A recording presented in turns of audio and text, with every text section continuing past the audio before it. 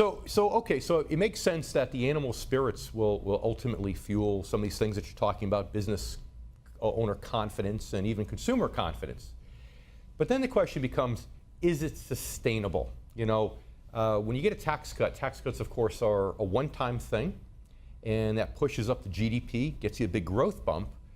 But then if you don't get a tax cut every year, then how does that growth continue to sustain itself from a one-time event such as a tax cut? Or can it, in your opinion? Well, this is where the tax bill actually got it right, was when you reduce rates, that is reducing the price of investing, reducing the price of doing productive things. So it's not just a one-time keeping more of what you earn, but it also sets the stage to invest where you earn more in the future. So it's a twofer, an immediate impact in the pocketbook, positive, but also lowering the price of doing good things in the future. You get more of those good things. So I think in that sense it's sustainable, and if you combine it with doing more, which I think the Republicans should be out there outlining in a very specific way how they can do more, then by golly, again, you got a golden circle here, virtuous circle. And it seems to me what you said is correct. The doing more is going to be ultimately a huge part of this, because you always do get, after a tax cut, a bump, and then things will pull back a little bit because people get used to that tax cut.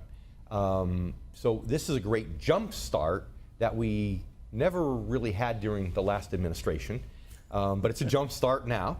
And as long as they do a little bit more to keep it sustained, we should be in good shape. Well, I hope they don't do it little step by steps. I hope they go for the grand slam. The bases are loaded, no outs, no strikes on you. Go for it.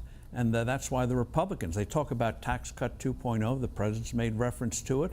Well, the GOP should be putting out specific proposals, reducing personal tax rates, reducing the capital gains tax, which is, again, a twofer. You get immediate income from it in terms of government revenue, if you're worried about that kind of thing, but also helps stimulate the economy. So let's talk about that, because when you were here literally just a few days after the new tax law was passed in December, you told me that you thought that we would have a 2.0 version. And now all of a sudden, lo and behold, they're talking about a 2.0 version.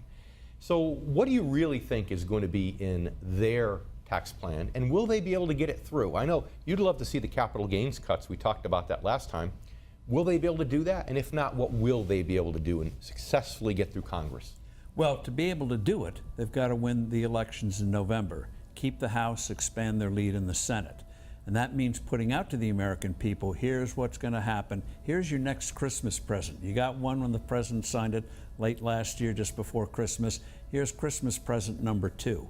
If we win these elections. So if they win the elections, they'll do up what you might call cleaning up chores, like making the tax cuts permanent, stuff like that. But the real thing they have to do is reduce the personal tax rates so people get more, and takes away that issue from the Democrats more than ever before. Reduce the capital gains, and how about reducing the payroll tax, what they call FICA, Social Security, suspend that a couple of points.